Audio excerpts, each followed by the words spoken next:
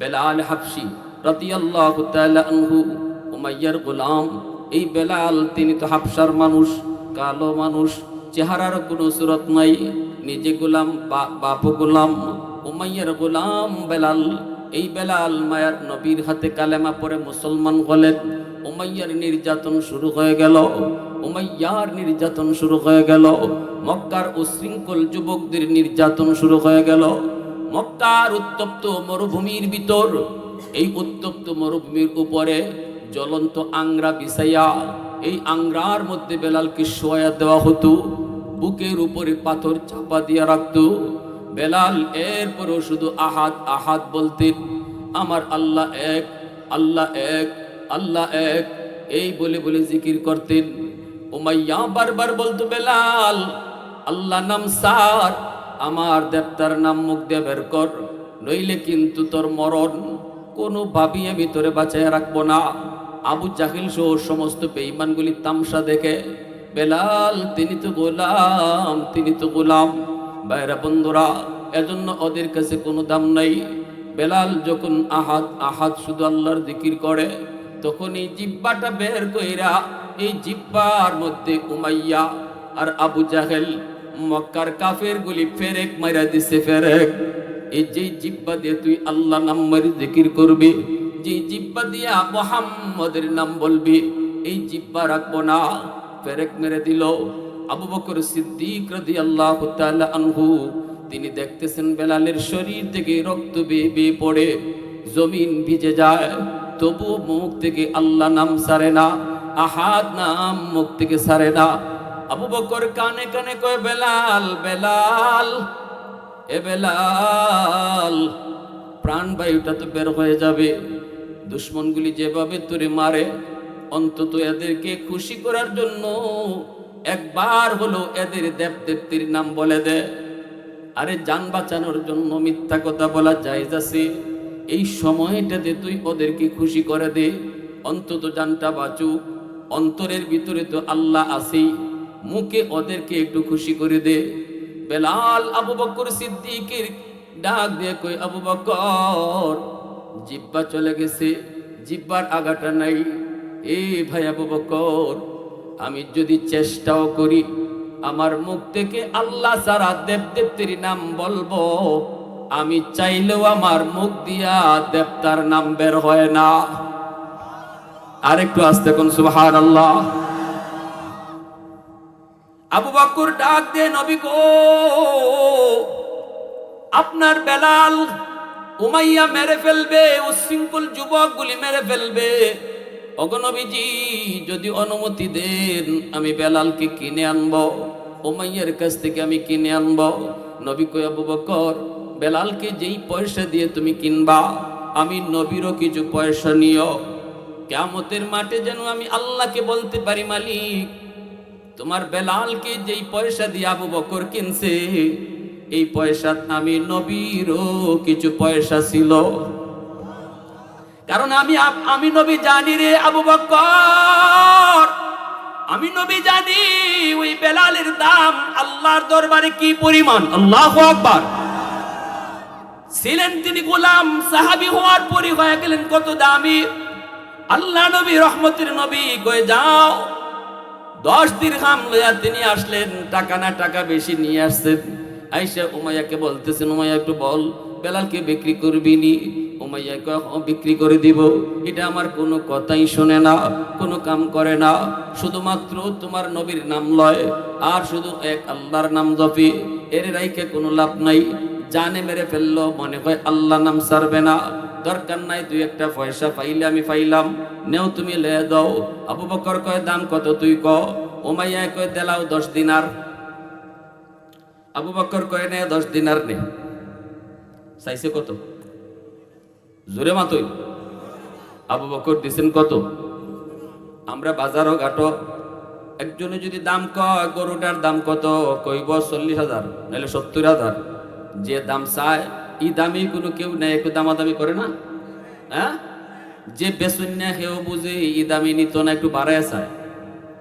তো উমাইয়াও একটু বুঝে শুনে একটু দাম বাড়ায় চাইছিল, একটু বাড়াই চাই, যতই চাই দেলাই মনে, এর আমার কোনো কাম হয় না। আবু বকর কই নে তোর 10 দিনার। উমাইয়া কই কিরে আবু বকর, তোরে চালাক মনে করতাম, আমি চাইছি 10 দিনার, তুই দিয়েও দিলে 10 দিনার। আরে তুই যদি 1 দিনারও কইতি তবু আমি বেলালকে দিয়া দিতাম, কারণ এই বেলালের দাম আমার কাছে 1 পয়সাও না। সিদ্দিক আকবর বলে উমাইয়া শুন, এ উমাইয়া শুন, রতনে রতন চিনে। এ যুবক আওয়াজ দাও না কেন? এ উমাইয়া শুন, মানিকে মানিক চিনে, রতনে রতন চিনে। আমি আবু বকর বেলাল কি চিনি, তুই কি বেঈমান বেলাল কি চিনতে পারো নাই? আমি ঠকি নাই, তুই ঠকছো। আবু বকর কয় আমি ঠকি নাই, তুই ঠকছো। আজ যদি বেলালের দাম 10 দিনার না 100 দিনারও চাইতি, আমি আবু বকর 100 দিনার দিয়েও বেলালকে কিনে নিতাম। মুসলমানের আওয়াজে সুবহানাল্লাহ। এই বুঝো বুঝো, কে সেই বেলাল? একজন গোলাম, কোনো মূল্য ছিল না, রাখালি করতো ছাগল, হয়ে গেলেন নবীর সাহাবী। কেমন দামি হয়ে যেতেছেন! আল্লাহু আকবার। আল্লাহ নবীর কাছে আনা মাত্রই, নবীজির কাছে আনা মাত্রই আল্লাহর পক্ষ থেকে আদেশ আছে, বন্ধু বেলাল আজ থেকে তোমার পার্সোনাল সেক্রেটারি, আজ থেকে বেলাল হলো তোমার পিএস। বন্ধু তোমার সাথে কেউ যদি দেখা করতে চায় বেলালের পারমিশন লাগবে। আল্লাহু আকবার, জোরে বলেন। এজন্য আবু বকর সিদ্দিক রাদিয়াল্লাহু তাআলা আনহুর মতো সাহাবীও নবীর সাথে দেখা করতে বেলালের পারমিশন লাগতো। ওমরের মতো লোক নবীর সাথে দেখা করতেও আবু বকর সিদ্দিকের মতো লোক, ওমরের মতো লোক বেলালের পারমিশন নিয়ে নবীর সাথে দেখা করতে হতো। এরপরে মসজিদে নববীর ইমাম নবী, মুয়াজ্জিন কে হবে? আল্লাহ কয় বন্ধু ওই কালো বেলাল হবে তোমার মুয়াজ্জিন। বাড়াইতেছে কে দাম? জোরে কও। রমজান মাস, আমার নবী রহমতের নবী সেহরি খান, বেলাল আজান দিয়া দিবেন ফজরের, সেহরির টাইম শেষ। বেলাল মনে মনে ভাবতেছেন যে দেখি আমার নবী সেহরি খায় শেষ করছেন নি। আইসা দেখেন নবী এখনো খানা খান, নবীর পাশে একজন মানুষ বসা। আল্লাহর নবীকে বেলাল ডাক দিয়ে কই নবী গো, সেহরির টাইম শেষ, আর খানা খায়েন না। নবী কই ঠিক আছে তুমি যাও। বেলাল চলে গেলেন। একটু পরেই বেলাল আবার আসলেন, কই দেখি গিয়া নবী খানা খাওয়া শেষ করছেন নি। আইসা দেখেন নবী এখনো সেহরি খাইতেছেন।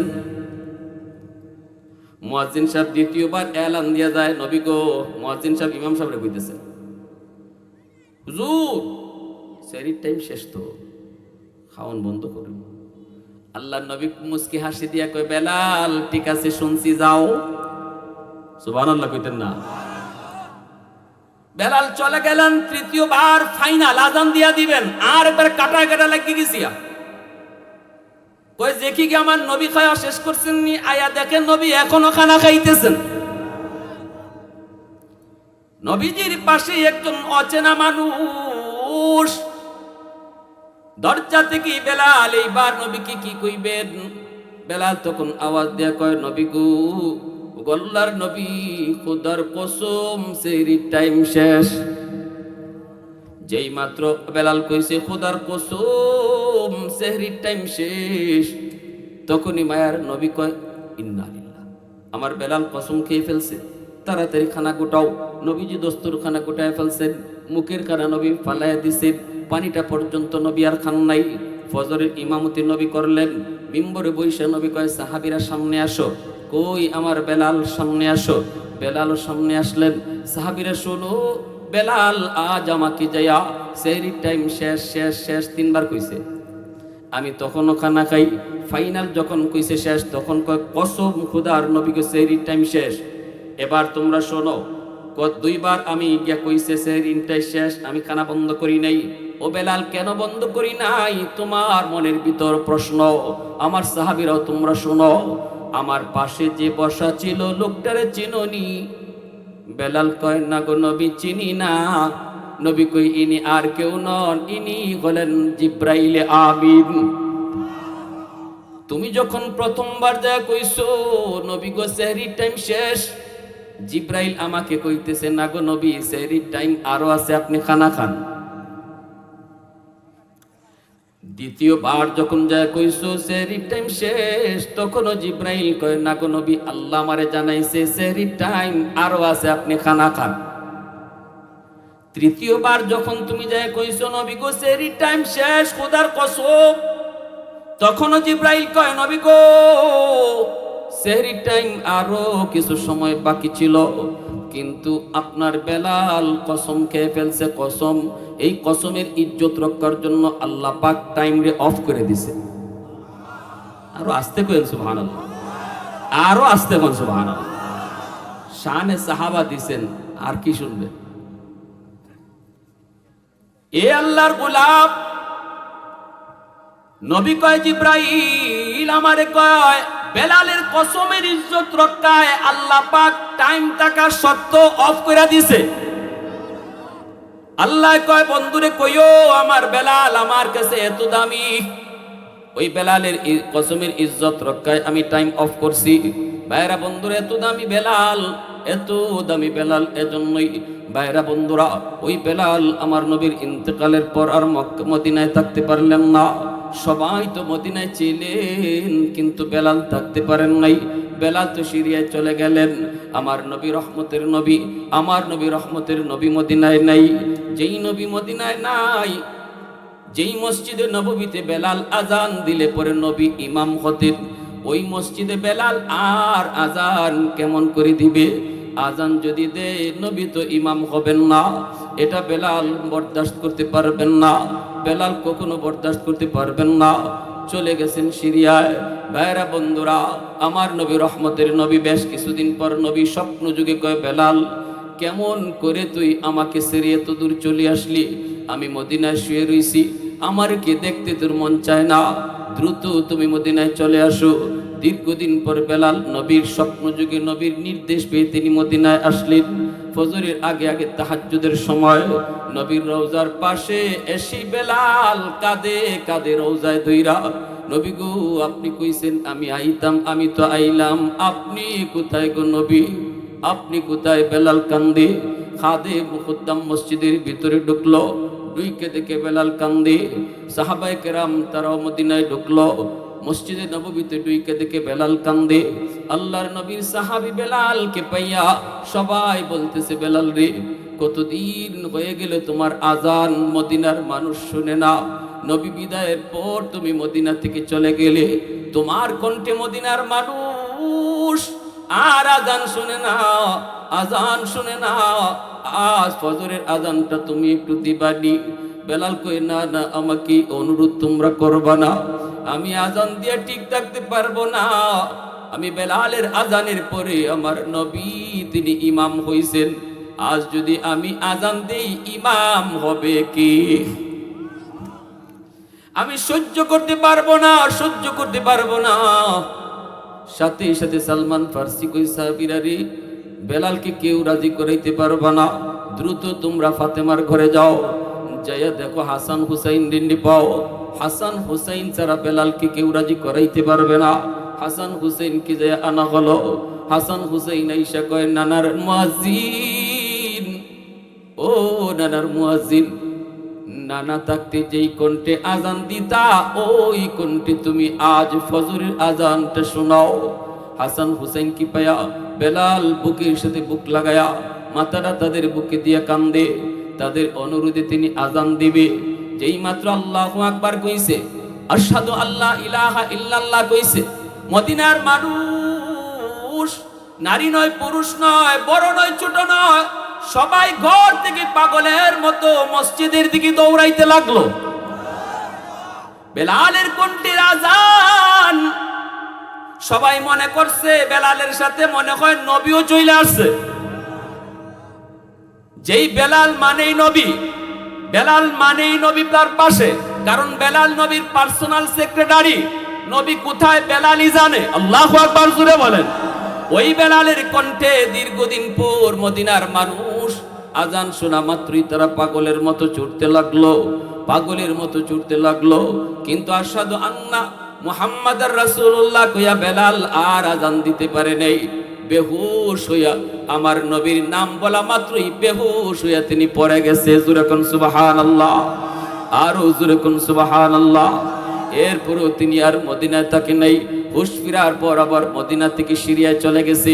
বেলালের কবরও মদিনায় না, বেলালের কবরও সেই সিরিয়ার দামেস্কে। আমার নবী বলে গেছেন, আমার বেলালের মরণ মদিনায় হবে না, কিন্তু বেলাল হাসরের ময়দানে আমার পায়ের নিচ থেকে উঠবে। আল্লাহু আকবার। এবং হাসরের মাঠে আল্লাহ পাক আমাকে যে বুরাকের পিছনে পিঠে বসে আল্লাহ নিয়ে যাবেন, ওই বুরাকের লাগামটাও বেলালের হাতেই থাকবে। আল্লাহু আকবার, জোরে বলেন। হাসরের মাঠে নবীর এই বাহনের লাগাম থাকবে বেলালের হাতে। ভাইরা বন্ধুরা, ও ভাইরা বন্ধুরা, হাসরের ময়দানে আল্লাহ বলবে, বন্ধু আজান দিতে বলো, আজান, আজান দিতে বলো, আজান। নবী বলবে, আল্লাহ আজান কে দিবে, আজান কে দিবে? আমার আবু বকর আছে, ওমর আছে। নবী কয় না গো, আল্লাহ কয় না রে বন্ধু, দুনিয়ায় যেই মুয়াজ্জিন তুমি তাকে আজান দিত, সেই বেলালের কণ্ঠে আজান আজ হাসরের ময়দানে ভাসবে। আর জোরে কোন সুবহানাল্লাহ। ছিলেন একজন কম দামি মানুষ, যার কোনো ইজ্জত ছিল না, কোনো সম্মান ছিল না, কেউ কোনোখানে বসাইতো না, কেউ তার কথা শুনতো না। সেই বেলাল আমার নবীর সাহাবী হলেন, একদম জিরো থেকে আল্লাহ তার হিরো বানায়া দিলেন। যেরকম সুবহানাল্লাহ। এইভাবে মায়ার নবী, রহমতের নবী, আমার নবী রহমতের নবীর একজন আদনা থেকে আদনা সাহাবীর মর্যাদা হাজারো আব্দুল কাদের জিলানী যদি এক পাল্লায় রাখা হয়, আর নবীর সাহাবী না, শুধু নবীর সাহাবীরা যে ঘোড়ার দৌড়াইয়া জিহাদে গেছেন, ওই ঘোড়ার পায়ের নিচে যে ধুলা পড়ছে, ওই ধুলার একটা কণা যদি এক পাল্লায় রাখা হয়, আর হাজারো আব্দুল কাদের জিলানীকে এক পাল্লায় রাখা হয়, ওই ধুলার বালির কণার পাল্লা ভারী হয়ে যায়। আজকে সেই নবীর সাহাবীদের ব্যাপারে আমাদের মুসলমান সমাজের একদলে কয়, সাহাবীদেরকে সত্যের মাপকাঠি মানা যাবে না, তাদেরকে অনুসরণ করা যাবে না। অনুসরণ শুধু আমরা নবীরে করব। সাহাবীদের ভুল হইছে, সাহাবীদেরকে কেন অনুসরণ করব? এই ধরনের কথা আমাদের মধ্যে বিভ্রান্ত ছড়ায়। ভালো করে ইয়াদ রাখবেন, সাহাবায়ে কেরামের ভুল হইছে, আমরাও স্বীকার করি, কিন্তু আল্লাহ পাক কোন ভুল সাহাবীদের দ্বারা হইছে আর সাহাবী ভুলের উপরে অটল ছিলেন, তওবা করেন নাই, এমন কোন নজির নাই।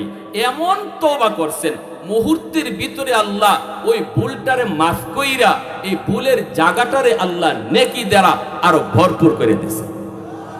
ইল্লা মান তাবা ওয়া আমানা ওয়া আমিলা আমালান সালিহা ফাউলাইকা ইউবাদদিলুল্লাহু সাইয়্যাতিহিম হাসানাত। আল্লাহ নিজে বলছে, তওবার মতো তওবা যে করে, তার গুনাহ শুধু মাফ করি তা না, গুনার জায়গাটা আমি আল্লাহ নেকি দিয়া পাল্টায় দিই। ভাই, গুনাহ মাফ করার পরে খালি জায়গা থেকে যাবে, হাসরের মাঠে মানুষে কইব, কিরে তোর এই জায়গা খালি কেন দেখা যায়? মনে হয় এখানে গুনাহ ছিল, আল্লাহ দয়া করে মাফ করে দিছে। এতটুকু খুঁটা, এতটুকু শরম যেন তওবাকারীরে হাসরের মাঠে কেউ দিতে না পারে। এজন্য গুনাহ মোচন করার পর ওই গ্যাপটারেও আল্লাহ গ্যাপ রাখে না, নেকি দ্বারা ভরপুর করে দেয়, যেন কোনো মানুষ তার আমল নামা দেখলে বুঝতেই না পারে সে জীবনে গুনাহ করছিল। আর আস্তে কোন সুবহানাল্লাহ। আত্তাইবু মিনাজ যামবি কামান লা যামবা লা, আও কামা ক্বালা নবী আলাইহিস সালাম।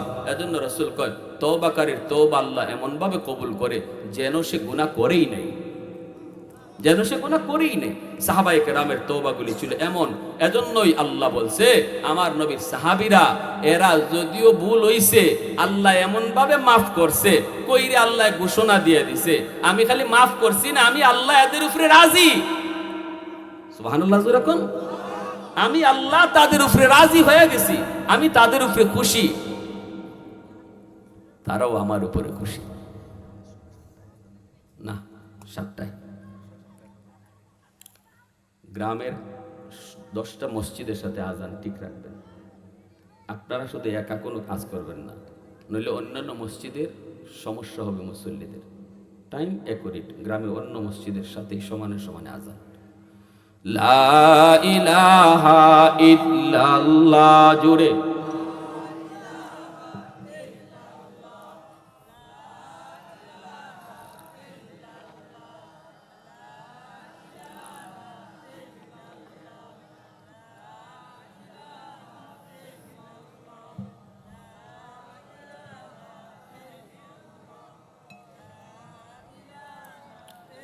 আরো জোরে, লা ইলাহা ইল্লাল্লাহ।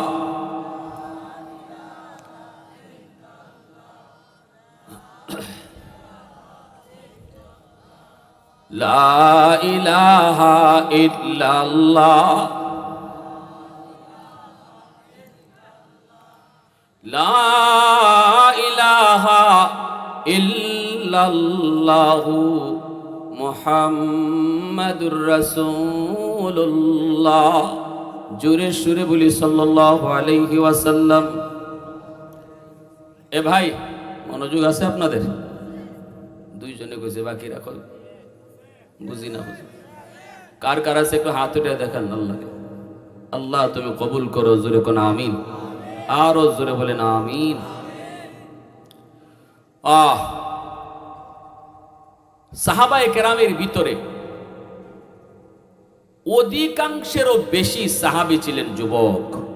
আল্লাহু আকবার, জোরে বলেন। মায়ার নবী, দয়ার নবী মদিনায় যখন দাওয়াতের কাজ শুরু করেন, তখন নবীর বিরোধী যারা ছিল অধিকাংশই বৃদ্ধ, বয়স্ক, মুরব্বী। আর নবীর পক্ষে যারা ছিল বেশিরভাগই যুবক। বেশিরভাগই কি? এজন্য যুবকদেরকে নিয়ে আমরা বেশি কথা বলি। যুব সমাজ, তারা একটা সমাজকে পরিবর্তন করে দিতে পারে। আল্লাহ নবী যুবকদেরকে নিয়ে একটা সংঘ তৈরি করেছিলেন, হিলফুল ফুজুল, ঠিক কিনা? একজন মানুষ মনে মনে কয়, সাহাবীরা নবীর জন্য যত পাগলা ছিলেন, আমি যদি নবীর জমানায় থাকতাম আমিও এমন পাগলই হইতাম, এমন আশিকি হইতাম। কথা তো কন যায় সহজ, বাস্তবে ফললেন না বোঝা যায়, ঠিক না? কথা কন তো সহজ। এই লোক, উনি বহুত বড় একজন বুজুর্গ, বহুত বড় আল্লাহওয়ালা, বহুত বড় আল্লাহওয়ালা। ওই ধরনের সাহাবীদের এই ধরনের আকাঙ্ক্ষা যার মনে আছে বা ইচ্ছা করে, সে ওই মাপেরই রাতে ঘুমাইছেন, ঘুমায় দেখেন আল্লাহ নবীর সাথে এক গাড়িতে কইরা কোথাও সফরে যাইতেছেন। আর এই গাড়িতে নবীজির অন্যান্য সাহাবীরাও আছেন, আর উনিও আছেন। ওনারও স্বপ্নটা বলতেছি। তো যাইতেছেন, হঠাৎ করে এরকম একটা রাস্তাটা কাটা, নবীর গাড়ি যায় না। এই কাটা রাস্তাটা দিয়ে নবীর গাড়ি যায় না। যদি যেতে হয় তাহলে এই রাস্তাটার উপরে, কাটার উপরে কাঠ কুট নাইলে এরকম কোনো একটা সাপোর্ট দিয়া গাড়ির চাক্কাটা নিতে হবে। তো উনি গাড়ি থেকে নামিয়া পাগল হয়ে গেছেন, আমার রসুলের গাড়ি আটকে গেছে গা, হায় রে আমি কেমনে রসুলের গাড়ি পার করি, কাঠ কই পাই, বাঁশ কই পাই, এরকম খুঁজতে খুঁজতে পাগল। নবীর জন্য তো ফেদা, আমার নবীর গাড়ি আটকে গেছে গা। খুঁজতে খুঁজতে কোথাও কিছু পান না, দৌড়ে আইসেন, আইয়া দেখেন গাড়ি পার হয়ে গেছে গা। ভালো করে বুঝছেন? আইয়া দেখেন কি ঘটনা, কি গাড়ি কেমনে পার হইল। তখন সায়া দেখুন, ওনার সাথে যেই সাহাবীরা নবীর সাথে ছিলেন, ওই সাহাবায়ে কেরাম বাঁশ খুঁজেন নাই, ওরা একজনের উপরে আরেকজন শুয়ে গেছেন গা, আর শুইয়া নিজের পিঠের উফরিদে রসুলের গাড়ি চালাই দিয়েছেন। কি বুঝলেন? হ্যাঁ, আমাদেরও মনের ভিতরে এরকম থাকতে পারে না নি যে আল্লাহ তো আমারে রসুলের যুগে ফাটাইতে পারতো, আমিও আবু বকর হইতাম। আল্লাহ যদি আমারে রসুলের যুগে ফাটাইতো, আমিও উমরের মতো হইতাম। আল্লাহ ভালো করে বুঝে, ওই রকমই একজনের ইচ্ছা আছিল।